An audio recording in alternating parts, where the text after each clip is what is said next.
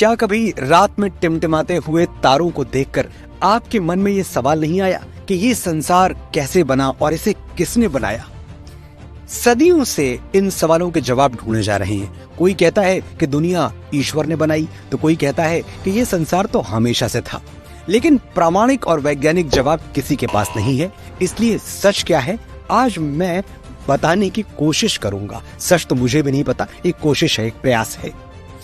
ऋग्वेद संहिता के 10वें मंडल में एक सूक्त है जिसका नाम है हिरण्यगर्भ सूक्त।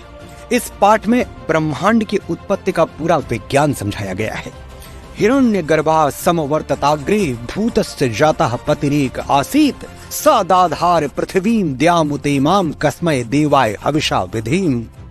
सरल शब्दों में समझाया जाए तो सृष्टि के आदि में, शुरुआत में, एकदम आरंभ में न सत था और न ही असत। सत यानी जो कभी चेंज नहीं होता, जैसे एनर्जी एंड टाइम, और असत जो हमेशा चेंज होता रहता है, बदलता रहता है, जैसे मैटर। तो जब सब कुछ शून्य था तब ब्रह्म यानी मूल शक्ति, बेसिक पावर, उसने एक हिरण्यगर्भ की रचना की जिसका आकार पैराबोलिक था और चमक सोने जैसी। इस हिरण्यगर्भ में सत और असत दोनों समाये हुए थे। जब ये फटा तो टाइम, एनर्जी और मैटर की उत्पत्ति हुई। माना जाता है कि इस महाविस्फोट के समय जो साउंड जनरेट हुआ था उसी को हम ओम के रूप में जानते हैं। विस्फोट के बाद ये सत और असत शून्य यानी अंतरिक्ष में फैल गए, जिसके बाद टाइम के रथ पर सवार एनर्जी और मैटर के मिलने से सारी आकाश गंगाएं, तारे, पृथ्वी, सूर्य इत्यादि का निर्माण हुआ और अब भी जारी है।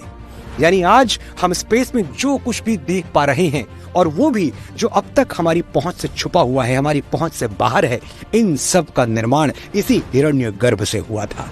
ये सिद्धांत आज विज्ञान की कसौटी पर भी खरा उतर रहा है। बिग बैंग थ्योरी के बारे में आपने जरूर सुना होगा। 1927 में जॉर्ज लेमेत्रे ने पहली बार इसे दुनिया के सामने रखा था और बताया था कि अरबों साल पहले जब इस ब्रह्मांड में कुछ भी नहीं था, तब सारा का सारा मैटर, टाइम और एनर्जी एक बॉल जैसे स्ट्रक्चर में बंद था। इसी बॉल के फटने से ये सारा ब्रह्मांड बना। इस महाविस्फोट को उन्होंने क्या नाम दिया था, आप जानते हैं? Big bang.